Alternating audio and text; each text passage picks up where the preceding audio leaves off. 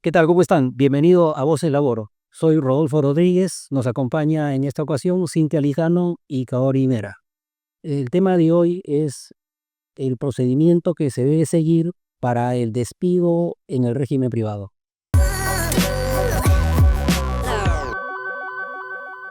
El día de hoy vamos a tratar algunos puntos relevantes que toda empresa debe conocer al efectuar un correcto procedimiento de despido para evitar contingencias en el futuro. Vamos a iniciar definiendo un poco qué es el despido, en qué casos se despide válidamente, cuáles son las consecuencias ante un despido mal efectuado y algunas recomendaciones para todos. Bien, entonces para poder iniciar con el tema es necesario tener preámbulos y saber los conceptos, ¿no?, que abarcan. Entonces, en este caso vamos a decir qué cosa es un despido. Según el artículo 22 de la LPCL, el despido de un trabajador sujeto a régimen de la actividad privada que labore 4 o más horas diarias para un mismo empleador, es indispensable la existencia de causa justa contemplada en la ley y debidamente comprobada. La causa justa puede estar relacionada con la capacidad o conducta del trabajador y la demostración de la causa corresponde al empleador dentro del proceso judicial que el trabajador pudiera interponer para impugnar su despido. Entonces, este es el concepto, la definición que nos da la norma respecto de qué es el despido. Previo a ello, lo que también debemos conocer es que hay sanciones que se pueden imponer al trabajador, están reguladas. Únicamente se pueden aplicar 4 tipos de sanciones, ¿no? La amonestación verbal, la amonestación escrita, la suspensión y también el despido.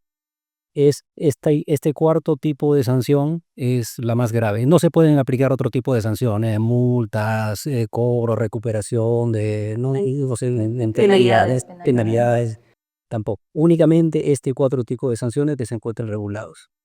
Ahora bien, el despido, al ser una sanción grave que implica la pérdida del trabajo, tiene efectivamente 2 razones o 2 orígenes por los cuales se pueda imponer. El primero es la comisión de una falta grave, que están reguladas expresamente en el Decreto Supremo 003-97-R, y también aquellas faltas que se encuentran reguladas en el Reglamento Interno de Trabajo. Sin embargo, estas faltas que se encuentren reguladas en el Reglamento Interno de Trabajo no pueden crear nuevas faltas adicionales o de otra naturaleza a lo que se encuentran reguladas en la norma. Es decir, podrían ser algunas extensiones o algunas explicaciones en casos particulares precisos, pero desarrollando lo que se encuentra regulado en el Decreto Supremo 003-97-R. Ahora, hablemos de plazos, ¿no? Hablemos de plazos. Bien, como señalé al inicio, existen 2 razones principales: la conducta o la capacidad. En el caso de la conducta, al conocer o al tomar conocimiento el empleador de la comisión de una falta grave por parte del trabajador, lo que hace es inmediatamente eh, redactar una carta de imputación de cargos, o en todo caso lo que hace es seguir un procedimiento de investigación interna. ¿Para qué? Para poder recoger todos los medios probatorios que pueda ayudarlo a sustentar la imputación e inmediatamente correr el traslado al trabajador, en el caso de comisión de falta grave. Ahora, inmediato es relativo, ¿no? Y dependerá de varios factores. Claro, siempre cuando hablamos del procedimiento de despido, se habla mucho también del tema de la inmediatez, ¿no? ¿Qué tan inmediato debe iniciarse este procedimiento? Ahora, no debemos tomar la inmediatez como, no sé, explícitamente lo dice la palabra, ¿no? Sino que generar este procedimiento dentro o teniendo en cuenta la inmediatez, quiere decir que se va a realizar todo el procedimiento dentro de un plazo razonable, ¿no? Entonces, se necesita una investigación por parte de la empresa previa antes de poder darle o indicarle al trabajador que ha cometido una falta, ¿no?, para que efectúe sus descargos. Estamos hablando de la carta de preaviso de despido, en la cual el empleador, luego de realizar sus investigaciones internas, notifica al trabajador con una carta de preaviso de despido. En esta carta va a indicar los hechos de los cuales ha tomado conocimiento, va a indicar cuál es la normativa en la que se basa, o sea, por cuáles de las causas tipificadas en ley lo está queriendo sancionar, y los medios probatorios, ¿no? Es importante también que el empleador indique cuáles son sus medios de prueba para poder imputarle los cargos al trabajador, ¿no? Le notifica con esta carta de preaviso de despido y le otorga un plazo que debe ser no menor de 6 días naturales para efectuar sus descargos, ¿no? Ahí ya queda en el campo del trabajador poder responder. Claro, y justamente es en este punto en específico donde las empresas cometen errores, ¿no? Puesto que envían cartas de preaviso, sin embargo no cuentan con un medio probatorio suficiente o lo señalan dentro de la carta, pero no lo anexan a la carta, ¿no? Entonces dejan o vulneran el derecho a la defensa del trabajador de poderse pronunciar y defenderse respecto de ese punto, ¿no? También, como mencionabas respecto de la inmediatez, ¿no? Si bien es cierto, hay faltas que deben de ser investigadas de manera previa por la empresa, pero ¿cuánto tiempo deben de ser investigadas o después de cuánto tiempo de haberlas investigado yo puedo sancionar a un trabajador, ¿no? O sea, realizo mi investigación, no sé, el día de hoy, y en el año 2026 recién sanciono al trabajador porque se me ocurre, o hago una acumulación de esta falta con otra, con otra, con otra, y recién lo despido o le mando la carta de preaviso. Ese es un error también que comete la empresa, ¿no? De no sancionar por cada falta cometida, investigada o no, trasladada al trabajador, ¿no? Claro, a ver, la imputación siempre debe ser por escrito, ¿no? No puede ser una imputación, al menos para poder imputar una falta grave, eh, debe estar no únicamente de palabra o no decírsela eh, a través de manera implícita, sino que debe estar todo en una carta por escrito. Segundo, que el tema de la inmediatez es relativa. eh, el plazo que se otorga o el plazo que tiene la empresa para poder, este, después de conocidos los hechos, imputar una falta, debe ser inmediato de manera relativa, como señalé al inicio, ¿no? Esto tiene varios factores que pueden relativizar el plazo. Después de conocida la falta o tomar conocimiento de la falta, puede ser que a la semana, al mes o a los 2 meses se pueda enviar una carta de imputación de cargos. Y esto se debe principalmente por varios factores, ¿no? Por ejemplo, la complejidad de las faltas. Un empleador que lo que requiera es hacer una verificación de un inventario, por ejemplo, de artículos faltantes, eh, no va a ser de un día para otro, quizás tendrá que tomar de repente los servicios de un procedimiento de un auditor, eh, quizás en temas contables, también la magnitud de la organización. Recuerdo que para los trabajadores que eran vendedores en una entidad financiera, eh, las faltas que se detectaban en la agencia, por ejemplo, de provincia, llegaban a Lima. Y en Lima empezaban a cruzar información con otros departamentos, ¿no? Con personal, con legal, con contabilidad, y eso tomaba tiempo. O sea, no podía ser en una semana, en 2 semanas o un mes, quizás a los 2 meses, pero todo tiene que estar justificado. Y también por la cantidad de las áreas de intervención, es decir, en este caso varios departamentos para poder llegar a una conclusión. Se llegaba a una conclusión y se enviaba una carta de preaviso de despido si así lo consideraba. Entonces, entre el conocimiento de la falta y la carta de preaviso de despido tiene que haber un plazo razonable. Y entre la carta de preaviso de despido, la contestación, que es 6 días, como se indicó, pero estos 6 días también tiene que ser un plazo irrazonable para poder responder la carta de imputación. Se le imputan 250 faltas respecto a descuentos indebidos, como hemos tenido un caso, por ejemplo, y se le otorga 6 días naturales para que el trabajador pueda responder. Y dentro de esos 6 días naturales tiene que trabajar 2 días, jueves y viernes, sábado y domingo no trabaja, lunes y le queda martes para poder responder. Eso evidentemente no es un plazo razonable. La norma lo que te establece es que efectivamente tienes que otorgar 6 días naturales mínimos, pero si el empleador advierte de que efectivamente existen muchas faltas para poder subsanar o responder o o presentar descargos, lo que tendrá que otorgar es un plazo razonable más allá de los 6 días. Claro, ¿no? Por eso la norma lo que señala es no menor de 6 días, ¿no? Pero obviamente si el empleador advierte que es un proceso medianamente complejo, puede otorgar mayor tiempo con la finalidad de no afectar también los derechos del trabajador y que luego él pueda alegar vulneración del derecho de defensa, ¿no?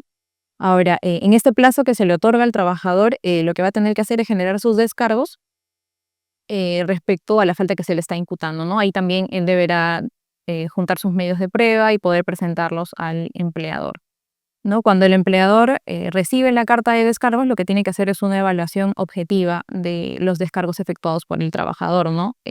Y sustentar si realmente, pese a los descargos efectuados, considera que sí se cometió la falta grave y que se debe tomar una medida drástica como es en este caso el despido, ¿no? Que es la sanción más gravosa que existe en nuestra normativa, ¿no? En ese caso se procede con la carta de despido, la cual también deberá ser por escrito y notificada al trabajador, ¿no? En caso el trabajador no quisiera recibir o se niega a recibir la carta de despido, se envía vía notarial, ¿no? Con esto ya se entiende que el trabajador ha sido desvinculado de su puesto de trabajo. Sí, es cierto, ¿no? O sea, pero no solo saber si el trabajador cometió o no cometió la falta y si esta falta es grave, sino también, bueno, en Suprema, ¿no? A nivel judicial se ha visto que se establece que esta relación debe de ser insostenible. O sea, no solo el hecho de demostrar que existe una falta grave, sino que la relación laboral es insostenible. O sea, que esa falta ya no me permite continuar con tus servicios, ¿no? Entonces, es muy amplio, si bien es cierto, la norma establece o faculta o determina ciertos criterios, a nivel judicial se amplifica esto, ¿no? Entonces te dice, ya no solo el tema de si la falta es grave o muy grave o merece el despido, sino la insostenibilidad de la relación laboral. Claro, ahí estaríamos entrando en la calificación de la falta. No necesariamente el procedimiento, sino efectivo, que es parte del procedimiento, el tema de la calificación de la falta, ¿no? Por ejemplo, un trabajador no asiste más de 3 días al trabajo, abandono el trabajo, pero no automáticamente, y claro, objetivamente es una falta grave, pero no necesariamente existe, si es que no existe una causa de justificación legal, porque existen causas de justificaciones legales, por ejemplo, maternidad, paternidad, ir a hacerse un chequeo oncológico, por temas de participación deportiva, cuando te cita el juez o alguna autoridad, incluso administrativa, tienes una justificación de no asistir al trabajo. Pero, ¿qué pasa en los casos que el trabajador no puede asistir al trabajo según él, ¿no? Por causas no reguladas en la norma? Por ejemplo, se encuentra mal o en mal estado de salud mi familiar y tengo que quedar a cuidarme. 3 días no asisto. Efectivamente, en estos casos, si bien se cumple el tema objetivo de no haber asistido al trabajo por más de 3 días, el empleador tiene la obligación de evaluar esa justificación que no se regula o que no está regulada o permitida legalmente para poder aplicar una sanción. No puede ser despido necesariamente, ¿no? Entonces, eso es un tema ya de calificación. Igual, por ejemplo, del trabajador que llega en estado de ebriedad a su centro de trabajo, ¿no? Si las actividades que él desarrolla no le permiten realizar eh, en ese estado, claro, no hablamos en un estado de ebriedad cuando uno pues exagerado, cuando uno está a punto de perder la conciencia respecto de eso, ¿no? Sino en una situación regular donde el nivel, me imagino, que tiene de estado de embriaguez le permiten actuar de manera coherente, ¿no? Era el caso de un trabajador municipal que se dedicaba al tema de limpieza, ¿no? Llegó en estado de ebriedad y lo botaron de trabajo, y lo que tenía que evaluarse previamente era si eso calificado o no en ese tipo de sanción como el despido. Claro, ¿no? En este caso se va a tener que evaluar distintos factores, ¿no?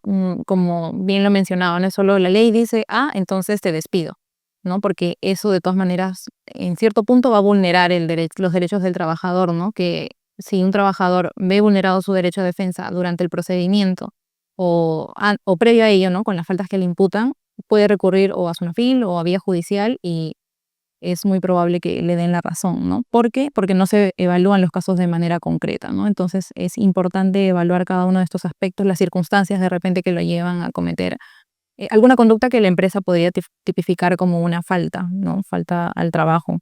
Ahí también se relaciona lo que mencionaba respecto a que esta falta tenga que hacer que no pueda más en la relación laboral, ¿no? Por distintos factores, ya sea porque el empleador de repente ya no va a tener confianza en que este trabajador cumpla sus labores de manera diligente, ¿no? Que es lo que se espera de un trabajador, ¿no? Está también el tema de la exoneración de asistir al trabajo, ¿no? A ver, pero esta exoneración no se entiende pues tácita. Es decir, me otorgaron o me entregaron mi carta de ocupación o de preaviso de despido y entonces no voy a trabajar. Tiene que ser la autorización o en todo caso la exoneración de no ir a trabajo por escrito primero. Ahora, siempre cuidando de que al trabajador no le afecte en el ejercicio de su derecho a la defensa el no ir a trabajo, porque quizás el centro laboral tiene pues todas las pruebas para poder presentar sus descargos. Entonces el empleador tendrá que otorgarle las facilidades para que el trabajador pueda recoger toda esa información y poderla presentar, ¿no? Y explicar de ese caso. Claro, puede que lo exoneren de ir al centro laboral para cumplir con sus funciones, sin embargo, no le tendrían por qué impedir el ingreso para quizás obtener alguna documentación de su computadora del trabajo, por ejemplo, ¿no? O algún otro medio que esté dentro de las oficinas de Pero es una situación empresa. que no funciona, ¿no? En la realidad, si te exoneran de ir al trabajo es porque no te quieren ver dentro de la empresa. Claro, esa Es exoneración. es una limitante para que uno pueda defenderse, ¿no? Para que un trabajador pueda defenderse. Pero es una forma de despedir, y también está el tema del despido cuando son trabajadores de confianza, ¿no? Esa es otra estructura, otras formas. Por ejemplo, en este caso, cuando eres un trabajador de confianza, ya no evalúas conducta, ya no evalúas, puedes evaluar, pero ya no es necesario, ¿no? Basta con el solo hecho de decir que te retiro la confianza, se puede desvincular y se puede anular el tema del procedimiento, ¿no? Teniendo en cuenta, lógicamente, que este trabajador de confianza haya ingresado Con esa como calificación. trabajador de confianza, ¿no? Independientemente de si es correctamente calificado o no como trabajador de confianza, si es que ingresó como trabajador de confianza, sí, ¿no? Solo con el retiro de la confianza se puede dar por despedido al trabajador. Cometen el error también de someter a este trabajador de confianza, muchas veces para poder despedirlo. El error y no, porque eh, la simple comunicación de retiro de confianza te desvincula de la empresa.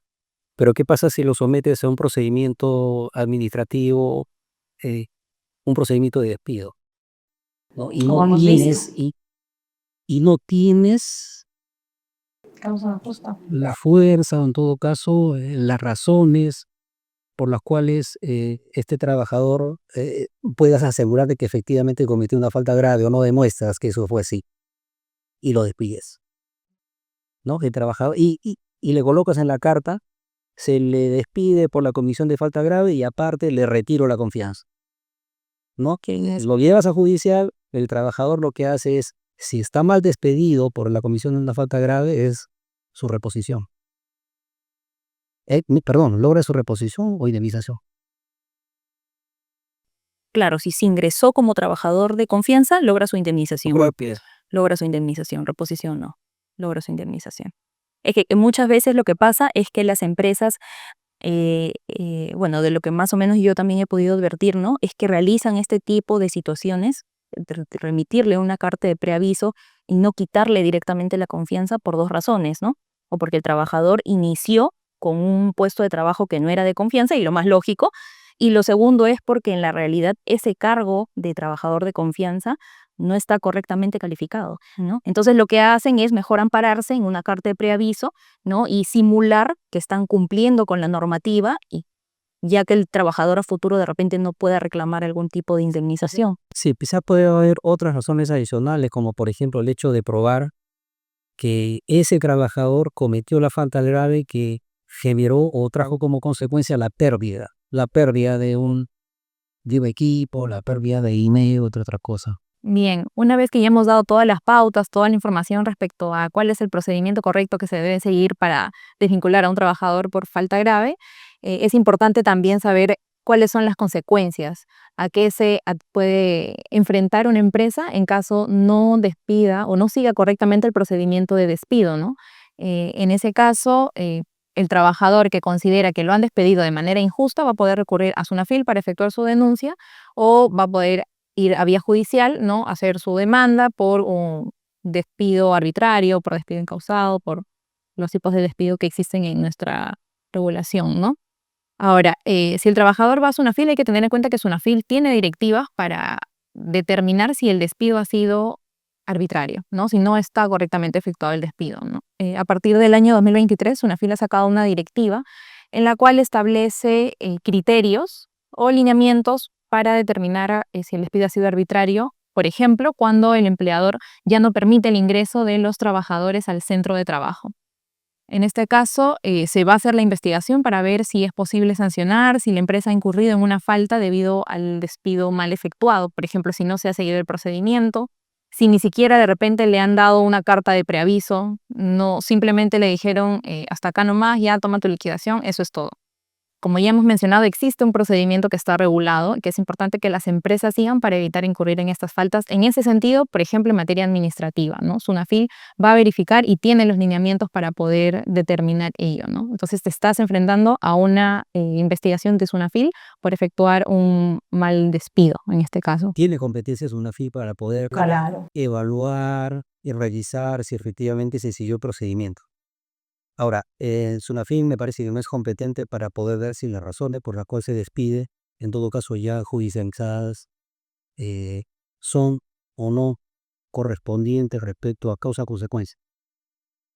Claro, es que SUNAFIL lo que evalúa es si seguiste el procedimiento o no, ¿no? Porque no puede él evaluar una indemnización, no puede evaluar que el trabajador regrese a su trabajo, eso no. Ahora, ahí hay un tema importante, por ejemplo, el plazo razonable para poder imponer otro tipo de sanciones, ¿no? Tanto en las sanciones administrativas que sean amonestación escrita como la sanción de suspensión del trabajo requiere igual procedimiento. Claro, no se establece de que se otorgue un plazo de 6 días, no menor de 6 días, sino que se tiene que igual seguir con este tipo de procedimiento. Es decir, conocida la falta, trasladarle al trabajador limitación de cargos, el tener la oportunidad de poder responder esa imputación de cargos y recién el empleador tomar una decisión. Ahora, hay un caso importante que está relacionado con el tema, bueno, flagrancia es otro tema importante a tocar acá, sino cuando, cuando existe una investigación interna, se ha dado el caso, una investigación interna donde se recoge la versión del trabajador. El trabajador presenta su carta de descargos, en todo caso la redacta en ese momento, y después el empleador toma de manera inmediata una decisión de despido, por ejemplo, en este caso.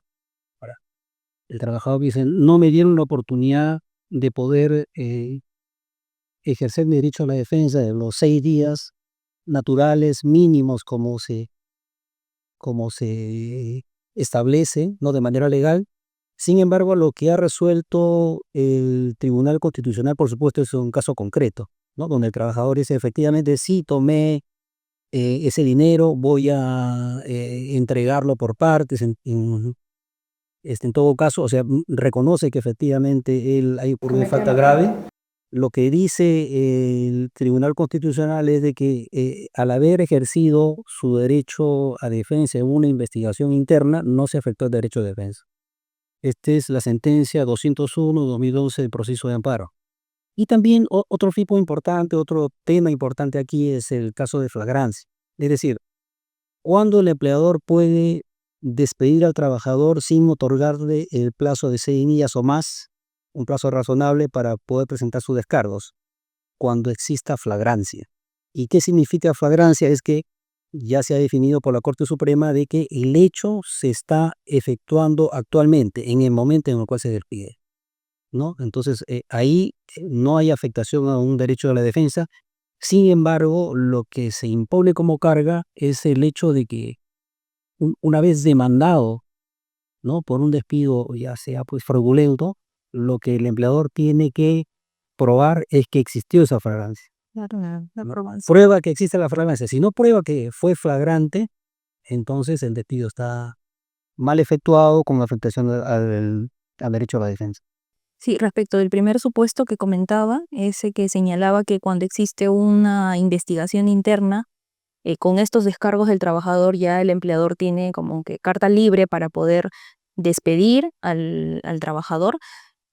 No solo se puede vulnerar el tema del plazo, ¿no? O sea, sí, es uno de los factores, pero también es el tema de el impacto que tiene sobre el trabajador. Una cosa es que le digan, en esta investigación estamos solicitando cierta información y que el trabajador de repente, no dándole la prioridad del caso, pues de manera somera puede intervenir y decir, respecto de este punto, sí, respecto a este punto, no, respecto de este punto, sí. Y que con eso la empresa diga, mira, efectivamente, nosotros determinamos que has cometido la falta, ¿no? A diferencia de cuando existe una carta que señala preaviso para el despido, ¿no? O sea, el impacto que tiene sobre el trabajador también es importante mencionarlo y los medios de prueba o la importancia que éste le puede tomar a esta situación, ¿no? O sea, si me dicen que es para una investigación, bueno, yo refiero de manera somera, ¿no? De manera ligera, a diferencia que si a mí de manera en específico me inculpan de una situación y yo voy a buscar todos los medios de defensa para poder ejecutarlos, ¿no? O sea, entonces me parece que eso es muy debatible, ¿no? O sea, claro, en ese caso en concreto, así como lo mencionaba, claro, es seguramente un trabajador que confiesa, bueno, deja la puerta abierta al empleador de decir que por eso lo despide, pero no en todas las situaciones, ¿no? No es lo recomendable, sí. Así es. Sí, pues. Y a ver, ¿cómo se sancionaría? Bueno, lo que encontré aquí, por ejemplo, en una casación 1794-2003 SICA, es que si se sanciona infringiendo el principio de inmediatez, por ejemplo, cometí la falta, se enteró mi empleador de la falta y me sanciona después de un año, es calificado como despido fraudulento. Por el tema de la inmediatez. Fraudulento, o sea, no causado ni tampoco arbitrario, o sea, fraudulento. Pero también hay que ver la importancia del por qué una empresa considera necesario este tipo de situaciones, ¿no? O sea, ¿con qué finalidad yo podría iniciar con un procedimiento de despido a mi trabajador, ¿no? Efectivamente, como ya lo había mencionado, ¿no? Porque de repente necesito el medio probatorio para yo poder reclamarle algún tipo de indemnización, ¿no? Para que cubra o compense algún tipo de pago, ¿no? Y es importante establecer que existen plazos, ¿no? A nivel judicial, si un trabajador quiere reclamar, ¿no?, que ese despido ha sido incausado, arbitrario, fraudulento y todo lo demás, a nivel judicial se ha establecido ya el plazo de 30 días hábiles, ¿no? 30 días hábiles. Sin embargo, existe también una sentencia que señala que en los casos ante un procedimiento de despido, ¿no?, ejecutado, la empresa también puede reclamar algún tipo de indemnización y para esto tiene un plazo de 30 días naturales, ¿no? Eso es lo que señalan a nivel judicial. Claro, el caso de que acuse que la conducta del trabajador le generó Un perjuicio. perjuicio, lógicamente, sí. Claro, tiene la oportunidad de poder demandar al trabajador, sí, pero para eso hay un plazo. Claro, y debe de haber un procedimiento establecido como tal de despido, ¿no? No puedo yo Demandar. despedirlo de manera arbitraria de repente, ¿no? Y luego pedir la Y después indemnización. pedir una indemnización. Debe de haber un procedimiento de despido y en base a eso yo justificar por qué voy a reclamar la indemnización.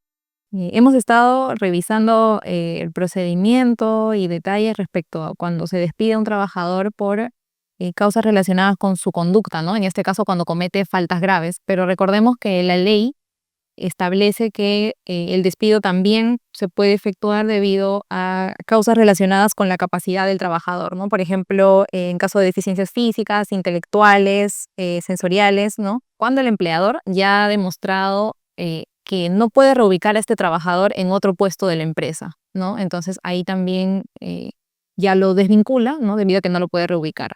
Otra causa es el rendimiento deficiente en relación con la capacidad del trabajador y el rendimiento promedio de labores en condiciones similares, ¿no? O la negativa injustificada del trabajador para someterse a un examen médico previamente establecido por ley, ¿no? Entonces, en estos casos también se establece que se puede despedir válidamente al trabajador. Sin embargo, eso no quita que se tenga que seguir un procedimiento, ¿no? No es como que le puedan decir al trabajador, tienes esta deficiencia en el trabajo, entonces ya hasta acá nomás, ¿no? De todas maneras se le tiene que avisar al trabajador por escrito, ¿no? Mediante un documento para evitar que el trabajador pueda de repente demandar algún tipo de indemnización o quizás su reposición en el trabajo, ¿no? Siempre debe estar demostrado mediante documentación de preferencia. Claro, pero ese para mí es calificado como una falta grave, ¿ah? Ese es un tema de conducta cuando disminuye su producción de manera deliberada, porque así lo considero o así lo ha estimado el trabajador, ¿no? Ahora, este flujo de disminución de capacidad por las razones con las cuales se le pide a un trabajador por su capacidad no está relacionado directamente con el hecho de la voluntad misma del trabajador respecto a disminuir la promoción, sino por su situación especial que obedece realmente a otros factores. Quizás ha sufrido algún tipo de lesión o quizás no está rindiendo a percepción del empleador con tan entusiasmo, de manera tan eficiente, poniendo todo de su parte para que pueda cumplir con el trabajo que se le ha asignado, ¿no? Entonces, se le otorga 30 días, se le inicia primero y se le indica, usted trabajador, lo que ha pasado, este es su rendimiento, si es por un tema de capacidad, su rendimiento ha bajado de tal fecha a tal fecha, ¿no? Entonces le exhortamos o le permitimos el plazo de 30 días naturales para que pueda corregir la deficiencia o demuestre que el trabajador es capaz para poder realizar ese tipo de actividad. Si no cumple con ello, el empleador puede... Revisaba hace poco una sentencia donde veía que le acusaban de bajo rendimiento a un administrador de una tienda y señalaban que era bajo rendimiento porque habían 3 meses consecutivos donde no cumplía con sus metas de venta, lógicamente, ¿no? Entonces, a nivel judicial se determina que eso no puede encontrarse referido a la capacidad o a la condición del trabajador, porque las ventas no dependen del administrador, dependen del flujo y de la actividad, ¿no? Y se evidencia, porque a nivel, en el trámite judicial se evidencia de que las ventas de la empresa de manera global habían decaído. Entonces, ¿cómo esto puede enfocarse a la conducta o al rendimiento del trabajador, ¿no? Y en este caso era el administrador el que tenía como que el mando de la tienda, ¿no? Entonces esto es muy importante analizar, ¿no? De que existen hechos objetivos que deben de ser intrínsecos o propios del trabajador para establecerle este tipo de causas de conducta, o sea, no hechos externos. Claro, teníamos un caso, recuerdo, uno de tantos casos, pues en realidad que se presentó, pero el más relevante, donde el trabajador tenía la obligación o su función era captar el cliente. Captar el cliente, recabar toda la información que el cliente tenía financiera, pedirle los documentos, ¿no? Estado de cuenta, hacer una investigación del propio cliente y así una propuesta para que le puedan aprobar un crédito. Y eso pasaba a otra área, el área de aprobación. Y esa área de aprobación no lo aprobaba necesariamente, sino que tenía que tener una reunión, una reunión de directorio para ahí tomar una decisión de aprobación. Una vez que se aprobaba, de acuerdo al estándar o la consideración de esa área, pasaba al área donde se iba a desembolsar. Pero al trabajador se le imponía metas por meses. Entonces, ¿cómo atribuirle al trabajador su bajo rendimiento si pues había demostrado que efectivamente había captado 20 clientes, pero solamente uno había alcanzado al final un desembolso? No se podía, ¿no? Entonces, establecer metas o sacar conclusiones o establecer que ese trabajador es deficiente o su capacidad ha disminuido por estas razones, no. Claro. Claro, no procedían. Tienen que ser propios de Y se le trabajador. Se le despidió, se le despidió y lo no pusiera. Claro. Entonces es importante que este tipo de situaciones las empresas puedan examinarlas con la finalidad de no cometer errores que al final generan un perjuicio económico, ¿no? El tener que reponer a un trabajador a nivel, no sé, pues a nivel de imagen genera un perjuicio, pero también a nivel económico, porque le tiene que pagar una indemnización o remuneraciones devengadas, cualquiera que fuese el motivo por el cual está siendo repuesto el trabajador, tiene que costear el proceso judicial con un abogado y, y tiene que evaluar todo ese tipo de gastos que pueden surgir, ¿no?, de este procedimiento. Pero esa es la importancia de que la empresa pueda conocer cómo efectuar un correcto procedimiento de despido, ¿no? O qué alternativas de repente puede tener para no incurrir en estas faltas, ¿no? Que luego le va a traer perjuicio económico.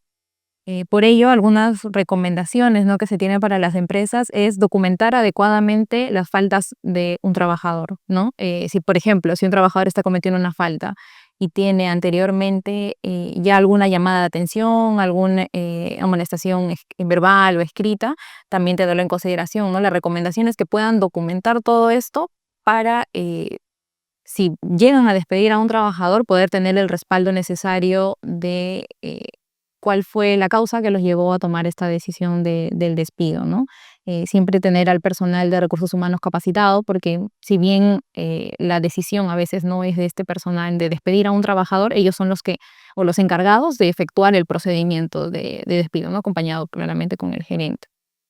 Tener las políticas actualizadas, por ejemplo, el reglamento interno de trabajo, que si bien, como se ha mencionado anteriormente, no puede ir más allá de lo que dice la ley, es importante que la empresa tenga su reglamento interno de trabajo y que el mismo sea de conocimiento de todos los trabajadores, ¿no? Porque no puede ser que tengan ellos una política, los trabajadores no tengan conocimiento y luego decirles, sí, mira, acá está en el reglamento interno de trabajo, ¿no? Eso no es correcto.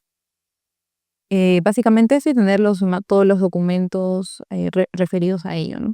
Claro, y también es importante que cuando una empresa vaya a tomar la decisión de desvincular a un trabajador, ya sea por falta o por cualquier otra forma, pueda asesorarse, ¿no?, de un abogado. Es importante que tenga esto como prioridad para poder saber qué estrategia y qué medios va a generar respecto del despido, del procedimiento de despido. Hemos tenido la oportunidad de poder conocer varias cartas de imputación que llegan, ¿no?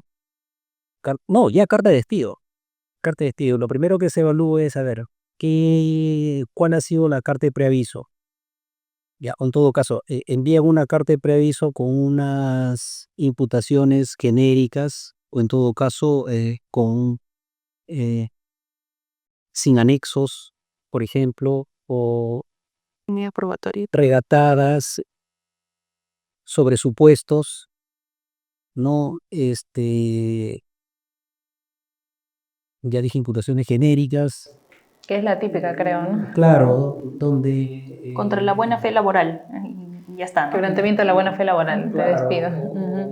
o enmarcadas dentro de situaciones en las cuales, no sé, pues, no se podría probar los hechos, ¿no? O quizás también faltas que no ameritan necesariamente despido, ¿no? Ingresó al sistema con su clave para pedir una cita. Ya, falta grave. O en todo caso haciendo referencias a hechos o faltas que se habrían cometido pues hace 3 meses, 6 meses, un año y medio, que es lo más común. Y lo juntan todo para poder hacer, y ni siquiera esas faltas anteriores, porque ellos mismos lo dicen, ¿no? Han sido sancionadas previamente. ¿No? Entonces, todo eso lo mezclan y lo que hacen es, al final, dar la puerta para que el trabajador pueda presentar su descargo sin ningún problema, ¿no? Y pese a que se prestan unos buenos descargos, lo que hace la empresa ya es despedir. Y eso es simple, pues, ¿no? En un proceso judicial, pues, lo que va a decir es que acá ha habido, pues, un despido fraudulento. Otra forma también es que las empresas, el otro extremo, ¿no?, es que las empresas vulneran la privacidad del trabajador. Hay empresas que someten como medio probatorio conversaciones WhatsApp, correos del personal, así que son propios, que son privados, ¿no? Entonces, Tenido por lo bajo. que son obtenidos, claro, de forma ilegal, ¿no? Entonces lo ponen como medio de prueba y sobre eso quieren sancionar y sobre eso quieren despedir al trabajador. Entonces es importante que sea evaluado, ¿no? ¿Qué medios probatorios me son útiles para yo poder sancionar a un trabajador y en qué casos yo podría estar cometiendo también una falta, ¿no? Claro, y en esa carta de imputación incluso lo que veo es un esmero, ¿ya? Porque sí, ¿verdad? Son 10, 12, 14, 16 páginas y lo hace el de recursos humanos. Y seguramente alguna persona que ayuda, porque también tiene sus abogados internos, ¿no? Entonces empiezan a relatar los hechos todo confusos, empiezan a relatar situaciones que no tienen nada que ver con la imputación que se les hace, hacen citas, artículos, pues que no tienen mucha relación directa, Para pedir. no hacen doble imputación, sí, no se tiene clara cuál exactamente sería la falta, y de todo eso juegan a favor del trabajador, ¿no? Entonces, al final se despide por otra razón, ¿no? No solamente por la que se imputó, sino por unas razones diferentes a ella, ¿no? Cuando claro, si bien la norma te permite que tú puedas modificar la imputación siempre y cuando se haya cometido una nueva falta grave durante el procedimiento del despido, en estos casos no se hace. Y lo que se hace es incluir al final todo, ¿no? Ampliación a la carta de imputación, con, ya no con los mismos hechos que originaron el procedimiento, sino con hechos nuevos, pero que no existen nuevos, ¿no? Sino con los mismos hechos, pero de manera más detallada, ¿no? Eso no se puede hacer. Claro, con la intención de pretender que se está siguiendo un procedimiento, ¿no? Solo, pero sí seguía el procedimiento, acá está, pero se ve estas deficiencias, ¿no? En los documentos, como tal, en la carta de preaviso o en la carta de despido. Bueno, algunas conclusiones del tema tratado del día de hoy. Los puntos más importantes, ¿no? Iniciar el procedimiento de despido tan pronto tomes el conocimiento de la falta cometida. Si bien se ha mencionado que no es inmediato, no es ya, sí cuando tomas el conocimiento, cuando has recabado los medios de prueba y todo eso, ya iniciar un procedimiento, ¿no? Para no vulnerar el principio de inmediatez. Otra es asegurarse de que la falta cometida o la falta que se le quiere atribuir al trabajador esté expresamente regulada, ¿no? Que sea sancionable, porque de lo contrario también se estaría afectando los derechos del trabajador y puede llegar incluso a una demanda laboral. Y por último, la sanción a imponerse por la falta que se está imputando debe ser razonable y proporcional, ¿no? Hay otro tipo de sanciones que se ha mencionado también en este episodio y el punto es ver que el despido es la más grave de todas, ¿no? O sea, el despido ya es lo último a lo que deben llegar y debe estar correctamente sustentado, ¿no? Para poder despedir a un trabajador. Pero de la mía, una conclusión única sería pues hacer una buena carta de imputación. Muchas veces no, sí y no, requieres un abogado dependiendo pues quién te va a enfrentar posteriormente. Porque si yo hago una carta de imputación y el trabajador no va a recurrir a un abogado que sabe, entonces va a quedar ahí. Pero ¿qué pasa si yo hago una carta de imputación débil, en todo caso regular, pero te enfrentas con una persona o con una persona que va a defender al trabajador y sí sabe, ¿no? Y encima toma la decisión de despedir al trabajador con esa carta que iniciaste. ¿Por qué? Porque muchas veces ya la decisión está tomada, ¿no? No depende de recursos humanos necesariamente, sino de arriba. Entonces, insisten en lo que advierten en un inicio que está mal y eso te genera problema porque tiene que pagar pues indemnización, ¿no? Me parece que me adhiero a las conclusiones que han dado, ¿no? Que han brindado en este episodio. Claro, hay que tener los cuidados desde el inicio, evitar con eso futuras contingencias, ¿no? Esperamos con esto haber tocado los puntos importantes, relevantes, que sean de interés para todos. Igual si ha quedado alguna duda o consulta, estamos atentos a los comentarios. Muchas gracias. Nos vemos. Hasta luego.